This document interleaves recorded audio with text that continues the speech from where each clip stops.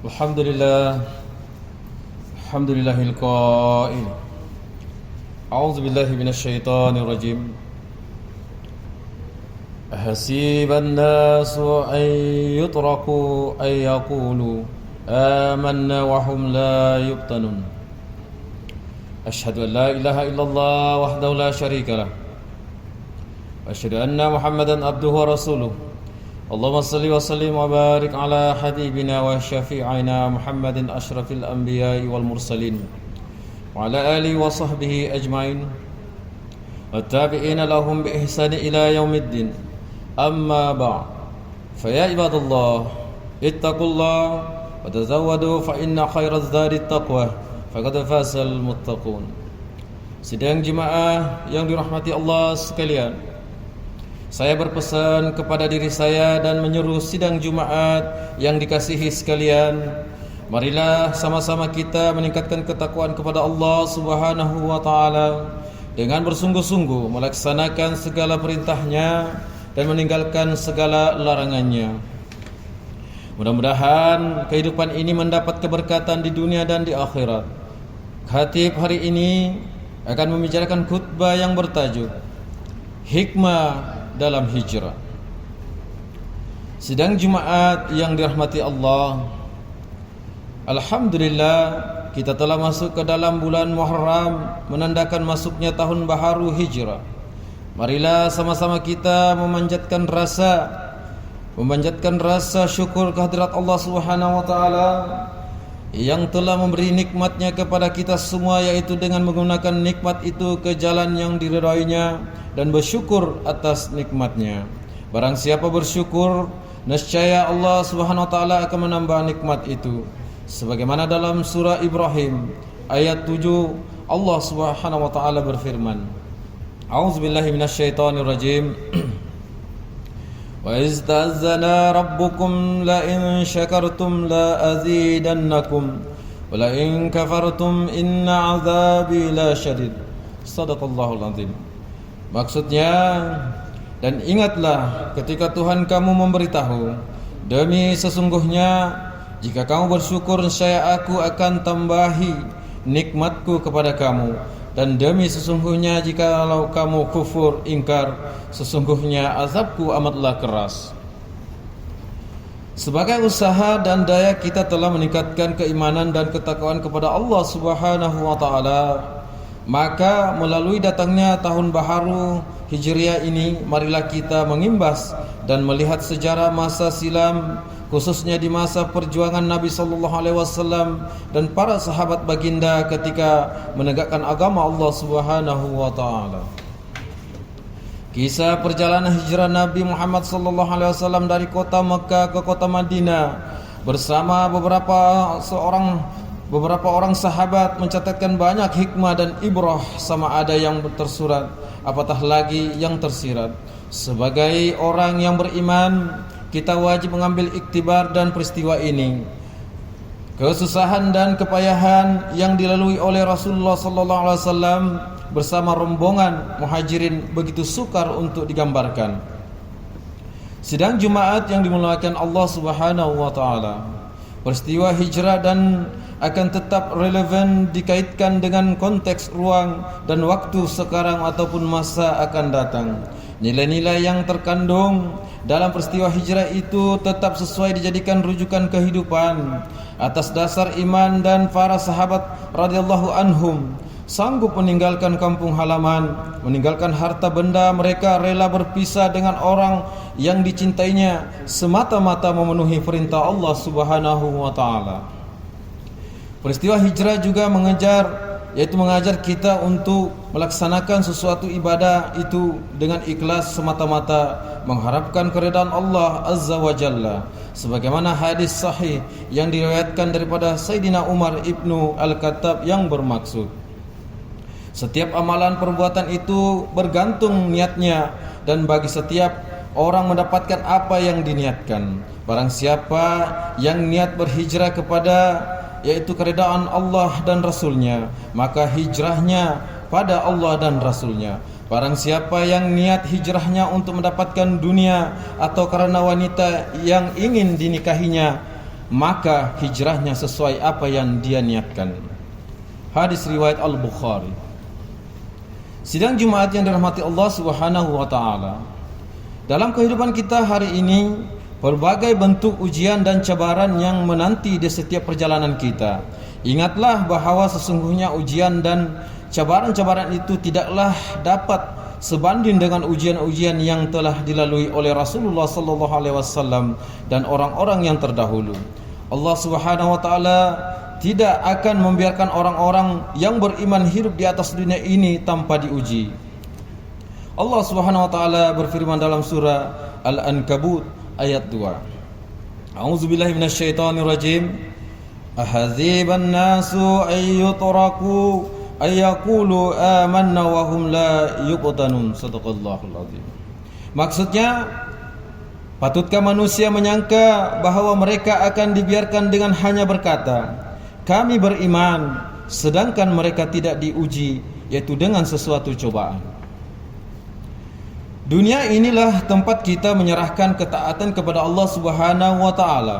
Maka pastinya akan banyak halangan dalam kita melaksanakan sesuatu ibadah. Ulama menyenaraikan bahawa terdapat 4 halangan bagi manusia untuk bermujahadah di atas dunia ini, yaitu dunia manusia, nafsu dan syaitan. Berpenatlah sementara di dunia kerana kehidupan ini tidak kekal. Akhirat jua sebenar-benar kehidupan yang kekal, dan semestinya kita lebih mengharapkan kebahagiaan hidup di akhirat kelak. Sidang jemaah yang dikasihi Allah Subhanahu wa taala, mengambil hikmah dan peristiwa hijrah juga, kita hendaknya melakukan hijrah diri kepada akhlak yang lebih baik. Realiti hari ini menyaksikan bahawa sebagian umat Islam, terutamanya dari kalangan generasi muda, semakin luntur akhlak dan adab mereka. Sebagian manusia juga semakin meninggalkan kehidupan beragama dalam diri mereka, sedangkan Islam jualah yang akan memandu mereka kepada kebahagiaan di dunia dan di akhirat. Al-Quran dan Al-Sunnah semakin ditinggalkan, bahkan sebagian yang lainnya mempersendah dan mempertikaikan Al-Quran dan Al-Sunnah semata-mata kerana terlalu menurut hawa nafsu.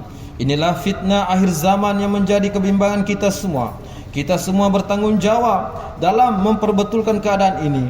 Laksanakanlah kehidupan beragama menurut Al-Quran dan Al-Sunnah seperti mana yang telah dipimpin oleh Rasulullah sallallahu alaihi wasallam. Ingatlah pesanan baginda kepada kita melalui hadis berikut yang bermaksud, aku telah meninggalkan pada kamu sekalian 2 perkara yang kamu tidak akan sesat selagi mana kamu berpegang teguh kepada keduanya, yaitu kitab Allah, yaitu Al-Quran dan Sunnah. Hadis riwayat Imam Malik. Sidang jemaah yang dimuliakan, mengakhiri khutbah hari ini, mimbar ingin memetik beberapa hikmah yang boleh dijadikan pengajaran kepada sidang jemaah sekalian.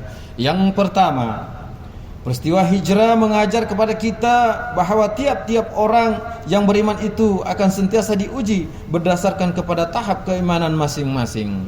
Yang kedua, betapa kita perlu sentiasa memerhatikan niat dengan teliti dalam melakukan sesuatu perbuatan. Yang ketiga, tiap-tiap orang Islam bertanggungjawab dalam memperbetulkan keadaan akhlak umat Islam yang semakin lama semakin pincang ini. A'udzubillahi minasyaitonir rajim. Innal ladzina amanu wal ladzina hajaru wa jahadu fi sabilillah ulaika yarjuna rahmatallah wallahu ghafurur rahim. Shadaqallahul azim. Maksudnya, sesungguhnya orang-orang yang beriman dan orang-orang yang berhijrah serta berjuang pada jalan Allah, yaitu untuk menegakkan agama Islam, mereka itulah orang-orang yang mengharapkan rahmat Allah. Dan ingatlah, Allah Maha Pengampun lagi Maha Pengasihani. Surah Al-Baqarah ayat 218. Barakallahu li wa lakum bil Qur'anil azim wa nafa'ni wa iyyakum bima fihi minal ayati waz zikril hakim. Wa taqabbala minni wa minkum tilawatahu innahu huwas samiul alim. Aqulu qawli hadza wa astaghfirullahal azim li wa lakum wa lisairil muslimin wal muslimat wal mu'minina wal mu'minat al ahya'i minhum wal amwat fastaghfiruhu innahu huwal ghafurur rahim.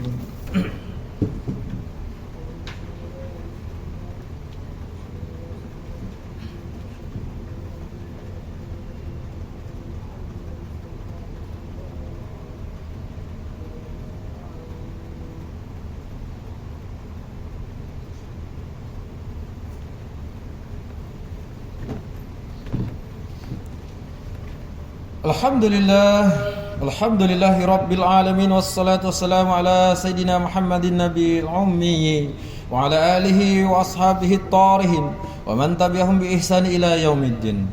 Asyhadu an la ilaha illallah wahdahu la syarika lah wa asyhadu anna Muhammadan abduhu wa rasuluh. Amma ba'd, fa ya ibadallah ittaqullaha haqqa tuqatih wa'lamu anna Allah amarakum bi amrin azim, amarakum bis salati wa taslim ala nabiyil karim.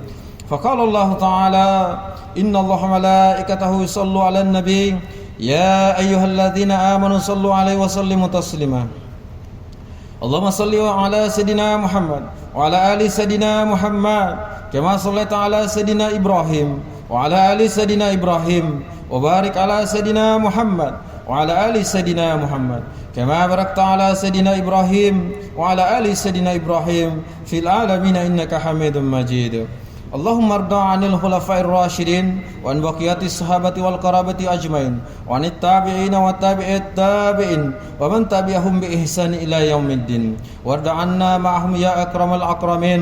اللهم اغفر للمسلمين والمسلمات والمؤمنين والمؤمنات الأحياء منهم والأموات. اللهم أنزل الرحمة والبركة والهداية والسلامة والسكينة والsehat الدائمة على malikina kebawadulia maha mulia Sri Paduka Baginda yang di Pertuan Agung wa Fakhamatir Raisil A'la, Tuan yang terutama yang di Pertuan Negeri Sabah. Wa ja'alillahumma hazihil baldata wa sa'ira bi adil muslimin aminatan mutmainnah innaka raufur rahim. Allahumma adfa'anna al-bala wal waba wal fahsya wal munkar wal mihan wal fitan ma zahara min hawa ma batan min baladina khassa wa min buldanil muslimin amma innaka ala kulli syai'in qadir. Ya Allah, naungilah kehidupan kami dengan kesejahteraan, keamanan dan keselamatan, serta kurniakanlah kepada kami rezeki yang halal lagi diberkati. Hiasilah diri kami dengan sifat-sifat terpuji dan jauhi kami daripada sifat-sifat yang terkeji. Ya Allah, jadikanlah kami dan daripada keturunan kami orang-orang yang istiqamah, mendirikan sholat secara berjamaah, menunaikan zakat, berpuasa dalam bulan Ramadan, mengerjakan ibadah haji, mewakafkan harta dan berinfak pada jalan yang Engkau ridai. Sesungguhnya hanya kepadamu jua ya Allah tempat kami mengadu dan memohon pertolongan. Rabbana atina fid dunya hasanah wa fil akhirati hasanatan wa qina azabannar. Ibadallah, Inna Allah ya'muru bi'adli wal ihsan wa ita'i zil qurba wa yanha 'anil fahsya'i wal munkar wal baghi ya'izukum la'allakum tadhakkarun.